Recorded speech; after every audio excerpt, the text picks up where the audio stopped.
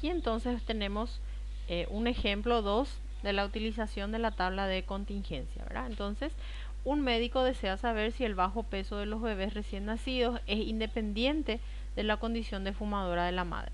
Para ello toma una muestra de recién nacidos de bajo y no bajo peso al nacer y los resultados se describen en la siguiente tabla. Entonces acá nuevamente tenemos dos variables que vienen a ser, por un lado, que la madre sea fumadora, tenemos sí o no, y que el bebé tenga un bajo peso al nacer, que puede ser sí o no.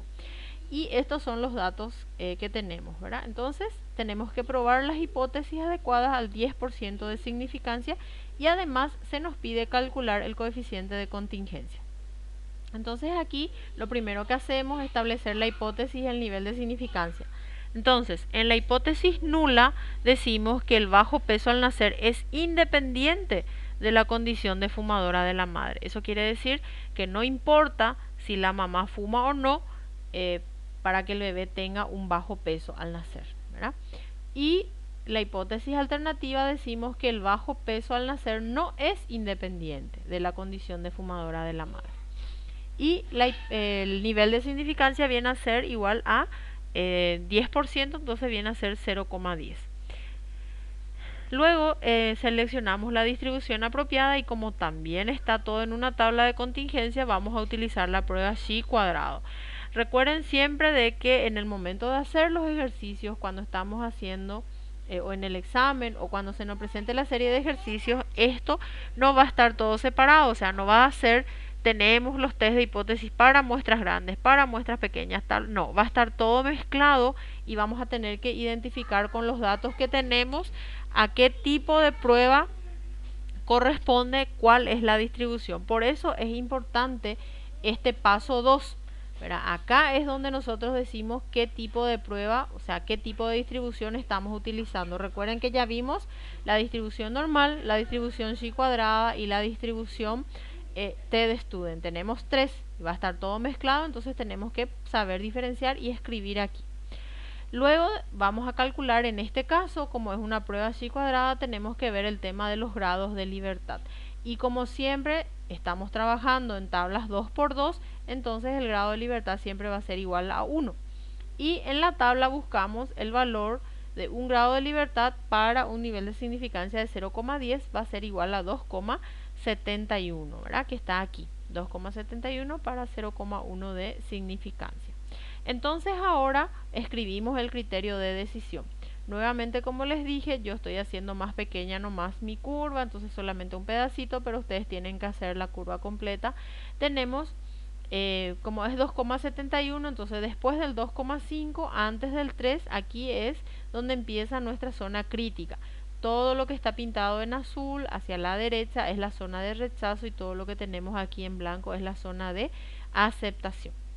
Recuerden que en los test de hipótesis, a diferencia del cálculo de probabilidades que hacemos utilizando la distribución normal, lo que pintamos, ¿verdad?, es la zona de rechazo y no lo que queremos calcular. En la distribución normal, al hallar probabilidades, siempre pintamos toda la zona que queremos calcular, pero en este caso, los test de hipótesis lo que tenemos que pintar son las zonas de rechazo.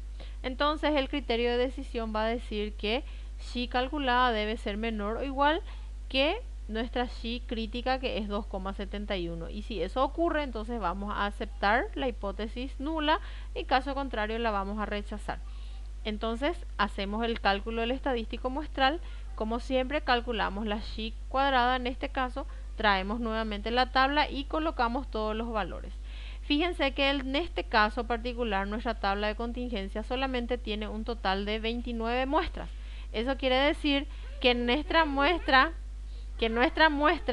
es menor a 30, por lo tanto es una muestra pequeña. Y cuando trabajamos con muestras pequeñas en la tabla de contingencia, tenemos que utilizar el estadístico Chi cuadrado, pero con corrección de yates. Entonces, cambia un poquitito nuestra fórmula y una vez que tenemos la fórmula ya establecida, vamos a cargar los datos en la misma. Recuerden que aquí esto es valor absoluto para que la diferencia, ¿verdad?, de esto siempre sea positivo. Entonces aquí, al hacer el cálculo, obtenemos que Chi cuadrado es en este caso 0,85. 0,84 y 0,84 está hacia la izquierda de 2,71. Por lo tanto, tenemos que aceptar nuestra hipótesis nula. Pero además de eso, este problema en particular nos pedía calcular el coeficiente de contingencia. Entonces, tenemos la fórmula y calculamos el coeficiente de contingencia. Raíz cuadrada de 0,84 dividido 29. Y nuestro resultado es 0,17. Fíjense que es un valor muy próximo a 0. No está próximo al 1. Por lo tanto, vamos a decir que no existe independencia. Entonces acá interpretamos el resultado. La chi cuadrada calculada es 0,84, es menor que la crítica, que es 2,71, por lo tanto aceptamos nuestra hipótesis nula para un nivel de significancia de 0,10, ¿verdad? El bajo peso al nacer es independiente a la condición de fumadora de la madre, o sea, no hay una dependencia entre ellos. Y nuestro coeficiente de contingencia salió próximo a 0, indica también que la dependencia es muy baja. Recuerden, cuando el coeficiente de contingencia sale más próximo a 1, entonces quiere decir que la independencia es alta, ¿verdad? Entonces en este caso tenemos una dependencia, pero es muy baja. Y con esto entonces podemos cerrar esta parte de inferencia estadística y cerramos todo este capítulo con todo lo que tenemos. Entonces tenemos varias formas de hacer test de hipótesis y recuerden que tenemos que identificar cada caso teniendo en cuenta todos los datos que podamos sacar del problema, especialmente el tamaño de la muestra. Y cuando el tamaño de la muestra no nos da mucho, no